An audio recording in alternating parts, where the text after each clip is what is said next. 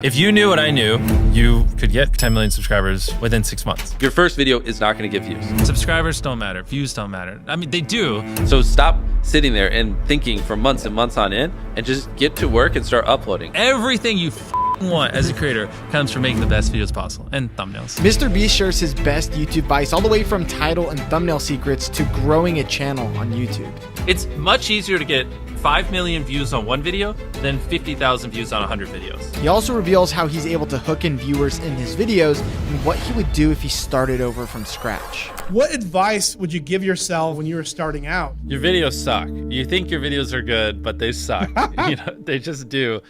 And the sooner you learn how to make good, great videos that people actually want to watch, the sooner you'll get views. I think is the biggest takeaway. Because like when I was 14, I thought my videos were the best in the world. They weren't. They're terrible. Many people are making way better videos than me, but I didn't think that. And I think, you know, to be successful, you kind of have to have a little bit of that ego where you're like, you know, my content's great. You got to believe in it. But also like, if you have sub 1,000 subscribers, like there's a good probability your videos just suck.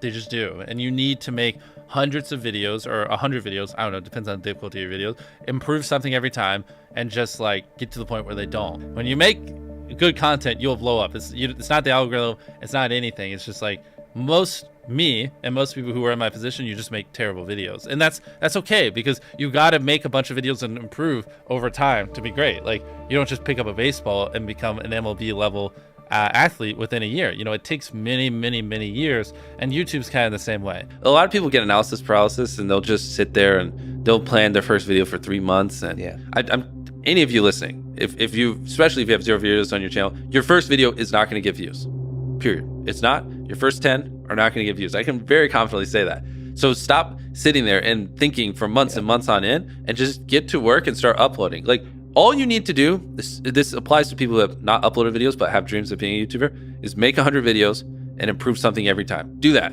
And then on your 101st video, we'll start talking like maybe you can get some views, but you know, your first 100 are gonna suck. There are very freak cases like Liza Koshy or Emma Chamberlain who have really good personalities and it doesn't take them as many videos. And it's just like people who are 7'5" and making the NBA. Like, yes, there are freak cases you can find, but for the average person like us, you know, who don't have these exceptional personalities and, you know, backgrounds in filmmaking, just make 100 videos, improve something each time, and then talk to me on your 101st video. How do you improve something each time? The second one, just, I don't know, put more effort into the script. The third one, try to learn a new editing trick. The fourth one, try to figure out a way that you can have better inflections in your voice. The fifth one, try to, you know, study a new thumbnail tip and implement it. The sixth one, try to figure out a new title. There's infinite ways. That's the beauty of content creation online. There's literally infinite ways, from the coloring to the frame rate to the editing to the filming to the production to the jokes to the pacing to every little thing can be improved, and they can never not be improved. There's literally no such thing as a perfect video. What YouTube wants is they want people to click on a video and they want to watch it. Like at its core, that's what it is. Now you can like draw little lines and go as deep as you want into how to get people to click and how to get people to watch. I mean, essentially by studying the algorithm, you'll learn that you're more studying human psychology, right? What do humans want to watch? Anytime you say the word algorithm, just replace it with audience and it works perfectly. Like the algorithm didn't like that video. No, the audience didn't like that video. Literally, that's it. If people are clicking and watching, then it gets promoted more. And that's literally all the algorithm does, is reflect what the people want to a T. And if you deny that, you just make terrible videos and are trying to find a scapegoat. What makes for a good title?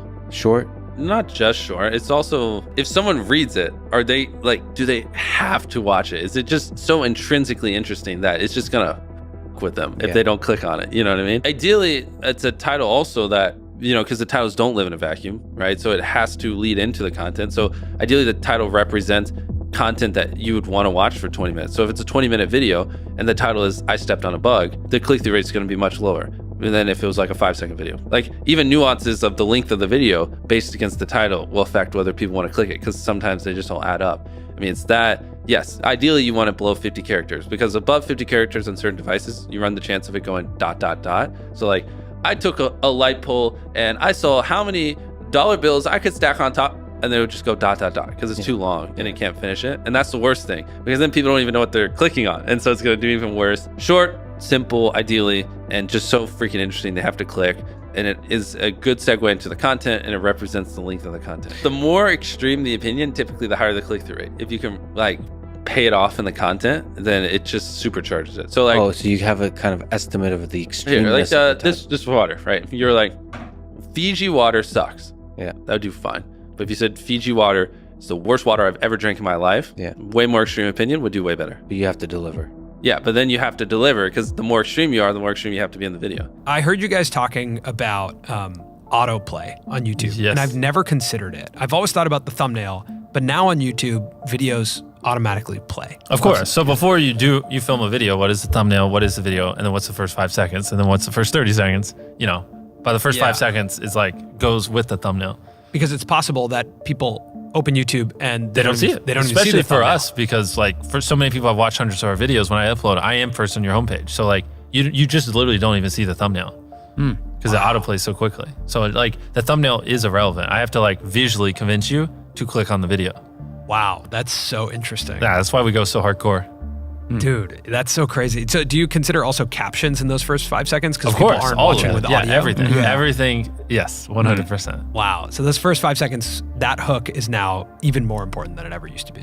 Oh, 100%. Yeah, before it was important because you had to convince people to watch. Yeah. Now you have to convince people to click and watch at the same time Whoa. with the first 5 So seconds. that's driving CTR now too. Yeah. It is, Interesting. 100%. Wow. I roast a lot of people who like have boring first 5 seconds. It's brutal. Your title and thumbnail set expectations, and at the very beginning of the video, to minimize drop-off, you want to assure them that those expectations are being met. If you click on a video where, of his, where it's like, Tether is a scam, and then at the very beginning, he starts talking about literally anything else, then you are like, oh, this is bull. This isn't what I clicked on. But if at the very start of the video, you go, Tether is a scam, and I'm going to teach you why, then it's like, okay, you match the expectations. So at the very beginning, match the expectations, and then you want to exceed them. So you want to assure people that what they clicked on is what they're getting, and then blow their mind and be like, but you're also getting even more. That's how you lower drop off, which a lot of people, sometimes it takes them like 20 seconds to really meet the expectations. And so you lose, like, that's where you're going to lose everyone. Everyone's videos start like this, and then it levels off.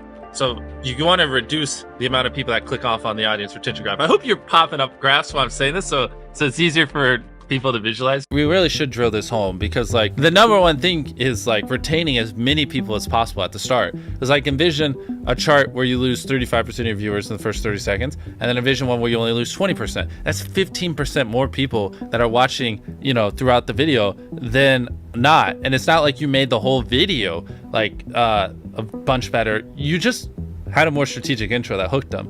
I'm struggling to put this into words and like to really impose how important that is, but like that 15% difference in viewership really does make the difference between hypothetically like 2 million views on a video and like 10 in my head. The thing people undervalue the most is literally the first 10 seconds of the video. Like, Yeah. I think I can quote it. I tied up an FBI agent and I have $100,000 in this bag. Here's a knife.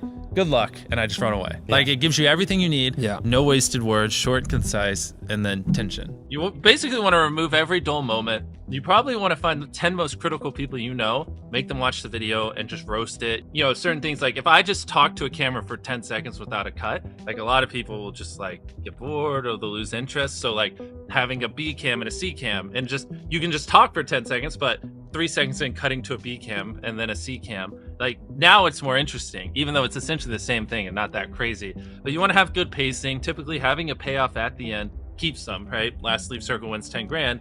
If there is a low moment halfway through, you're going to watch to the end because you want to see who wins the 10 grand.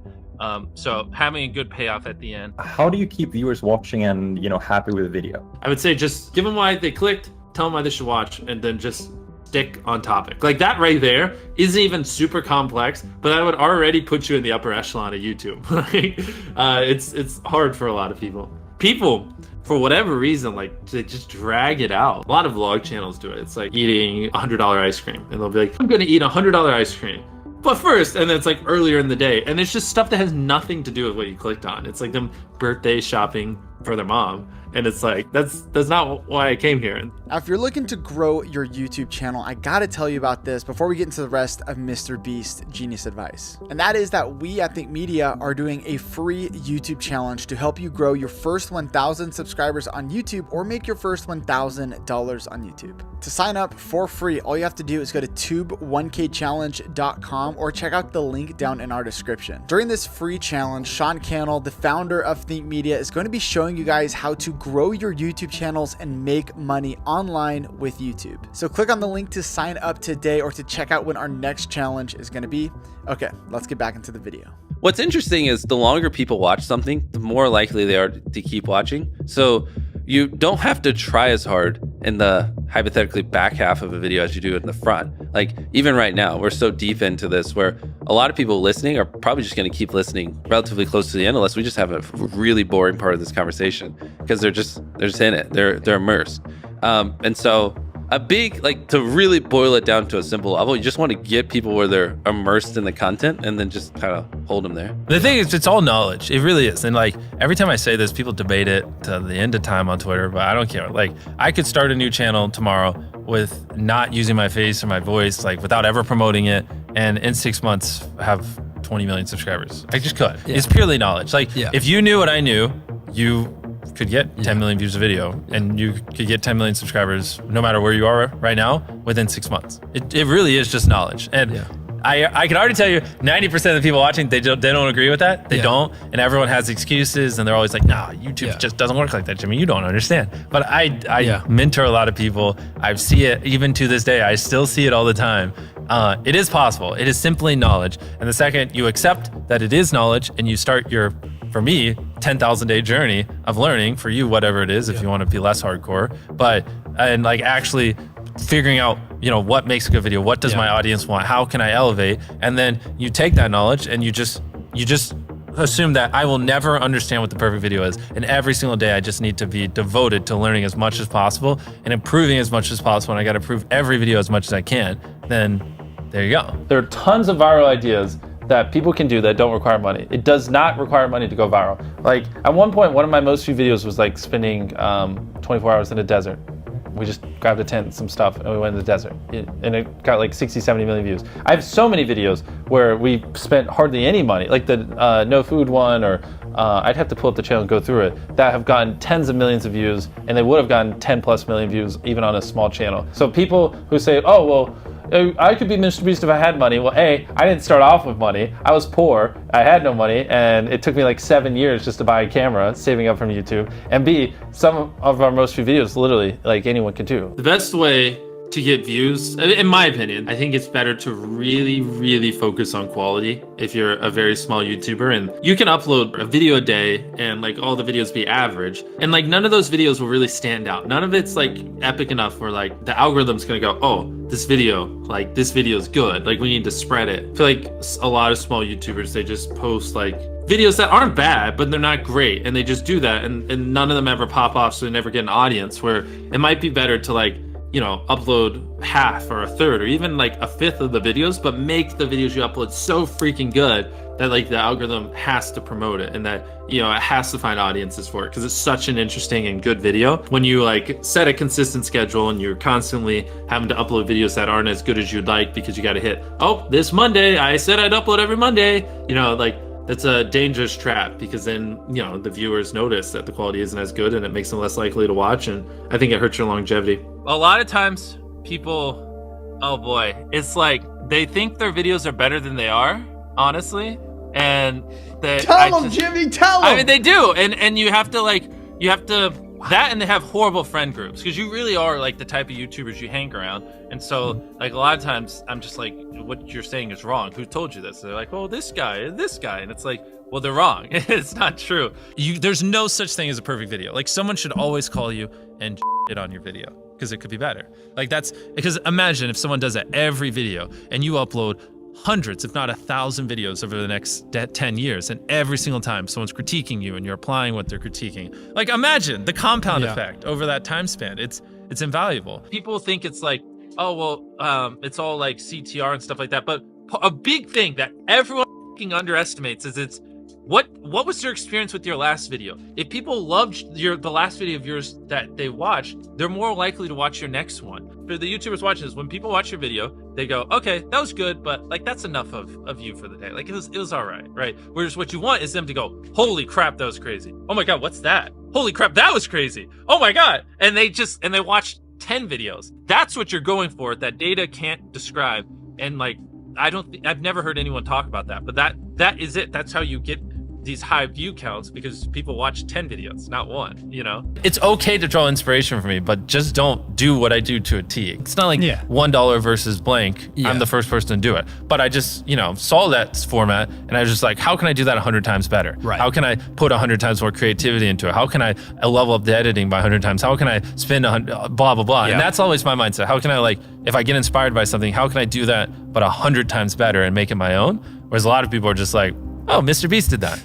I'm just gonna do it. Yeah, how do I make a good thumbnail? How do I get people to click my video? You want it to be simple. You want them to be able to, like, when they're scrolling through their suggested or homepage or whatever touch point, you want them to instantly be able to understand what you're conveying.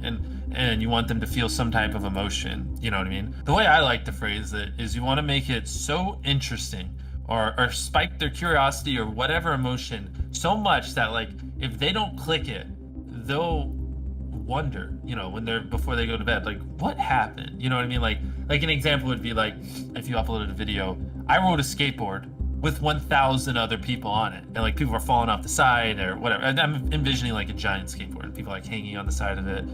Maybe it's like about to go off a big ramp. If you don't click that, you're gonna, like, be so curious. It's gonna be on your mind, you know? Later in the day when you're daydreaming, you're gonna think like, huh, what happened?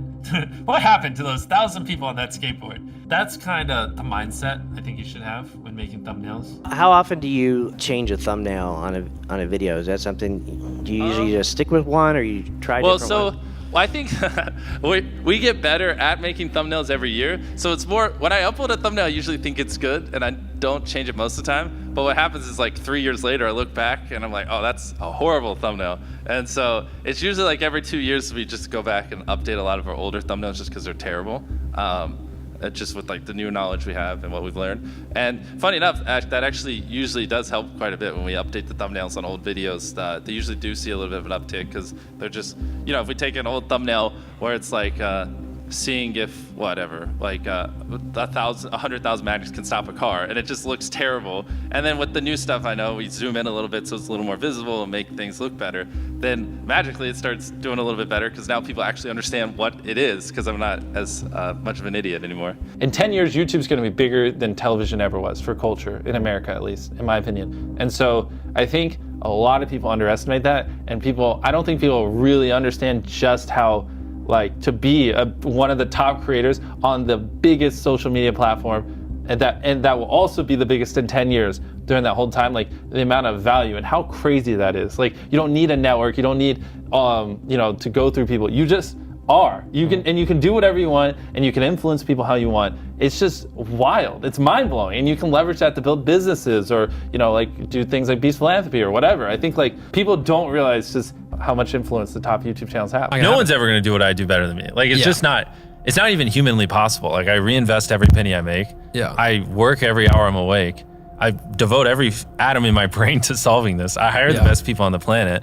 I've been doing this for 14 years, and I think in decades, not years. So I'm going to be doing this for another 20, 30 years, not 2 or 3. So no, the next me isn't going to be me, because no one's going to do what I do better than me. It's not possible. If I thought someone was doing better than me, I'd just start sleeping less so I could work even more. Like, I'd figure it out. I don't The barrier to entry to be you is extremely high. Yeah. Right? Especially where you're well, at it's just because I'm all in. I'm crazy. Like, people shouldn't be me. I don't have a life. I don't have work-life balance.